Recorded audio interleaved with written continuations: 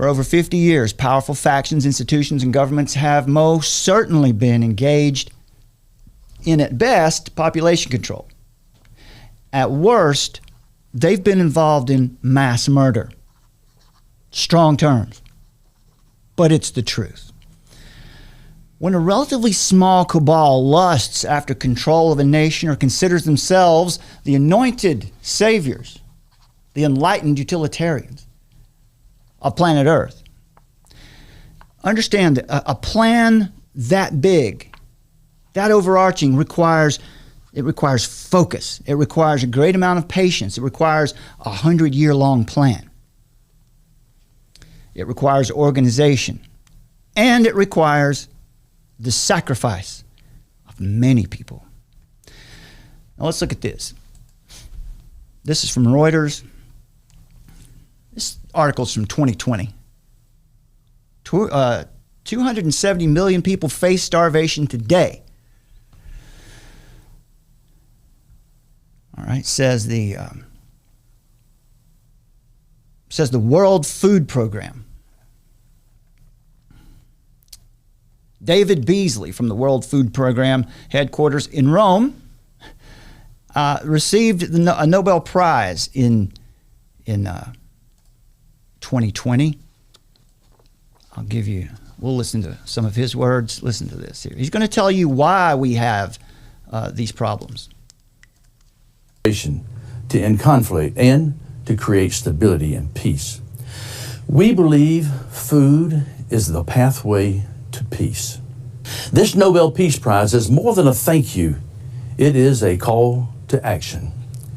Because of so many wars, climate change, the widespread use of hunger as a political and military weapon, and a global health pandemic that makes all of that exponentially worse, 270 million people are marching towards starvation.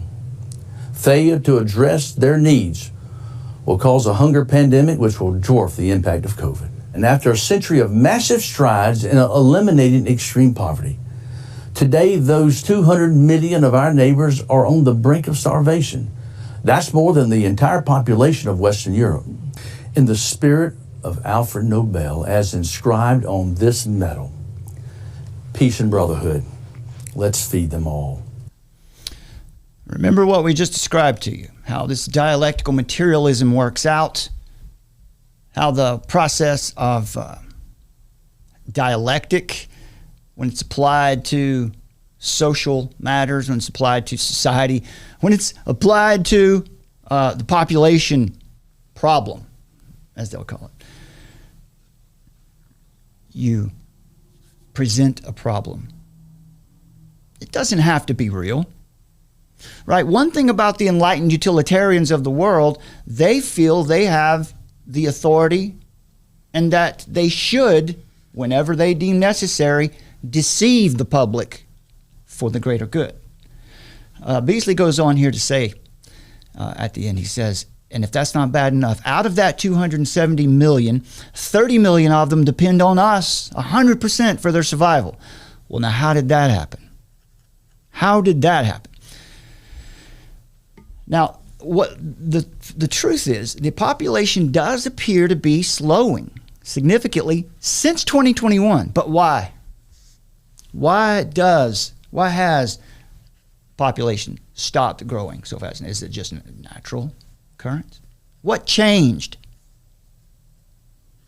All right, what was new and different about 2021? Let's look at this article from.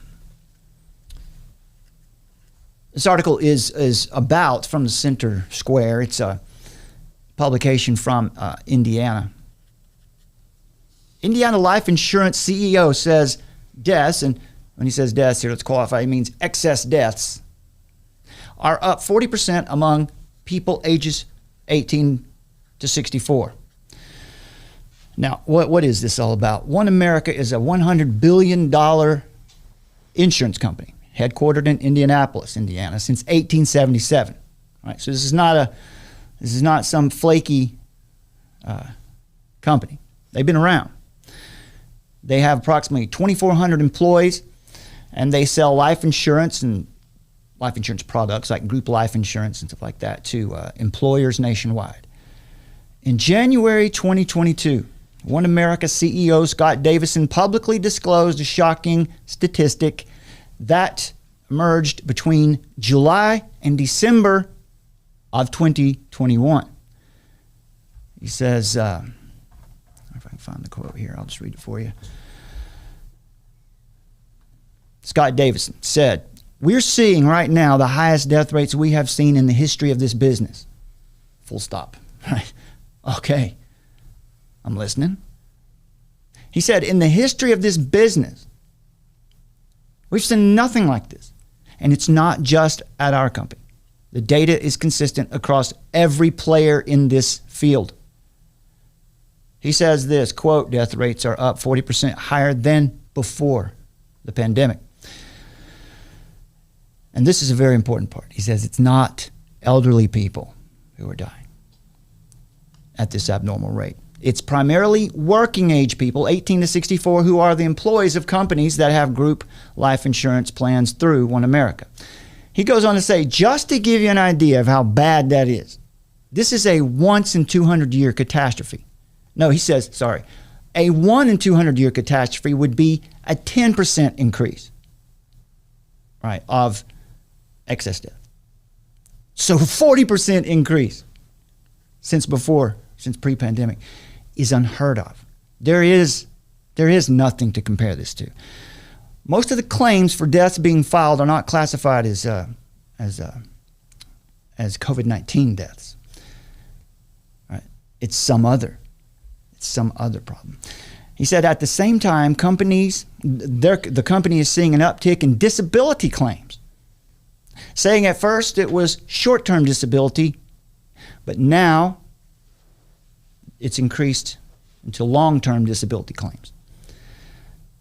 He said for the week ending November 6, 2021, there were far fewer deaths from the virus in Indiana compared to the previous year.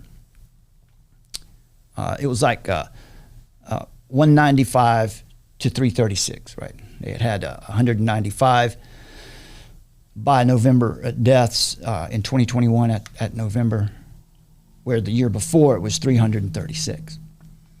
But more deaths from other causes, to the tune of 1,350 versus the prior year, 1,320. So it's going up. The extraordinary high death rate, quoted here by Davidson, matched also what hospitals in Indiana are reporting. Dr. Lindsay Weaver, Indiana's chief medical officer, said in 2021 the number of hospitalizations in Indiana was higher than before the COVID-19 vaccine was introduced a year prior. Higher than the previous 5 years. In November 2021, the majority of ICU beds were not taken up by coronavirus patients, just 37%, while 54% of the ICU beds are being occupied by people with other illnesses or conditions. See, this is more than what's normal.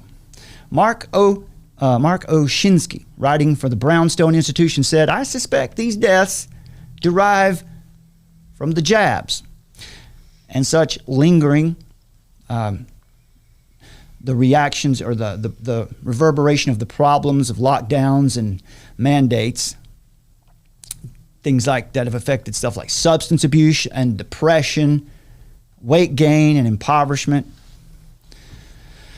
Now, there is speculation. Some of you have to help me with this. The Deagle Report. Yes. Give us just what is it? Now, this speculation, because it's not easy to verify a lot about the Deagle Report. But well, it does show up in the Wayback Machine. Okay.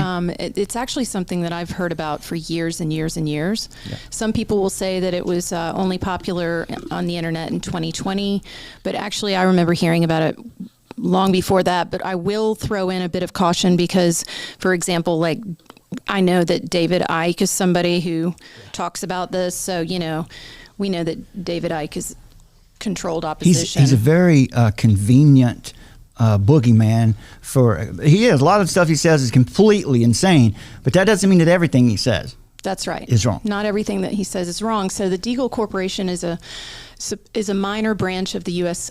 Military intelligence, one of many secretive organizations which collect data for high-level decision-making purposes and prepares confidential briefing documents for agencies like National Security Agency, the United Nations, and the World Bank. So they came out saying that they've also done other reports for them in the past, which lends to the credibility that they have. Deagle predicted that that by 2025, for example, the United Kingdom would have a 77% decline in population. The United States by 2025 would have a 68.5% decline in population. Germany would see 65.1% decline in population. Australia, 34.6% decline in population. And there's a list of the countries, primarily Western countries. Is this a shocker? No, actually. Definitely very scary. Very, very scary. And if you look at that in tandem with what's happening with what you've just been reporting on. Yeah, it's very interesting. The year that they're all pointing to there would be 2025. And by itself, it doesn't make a case for anything by itself. But when you start gathering up the evidence, we start to see something is true here.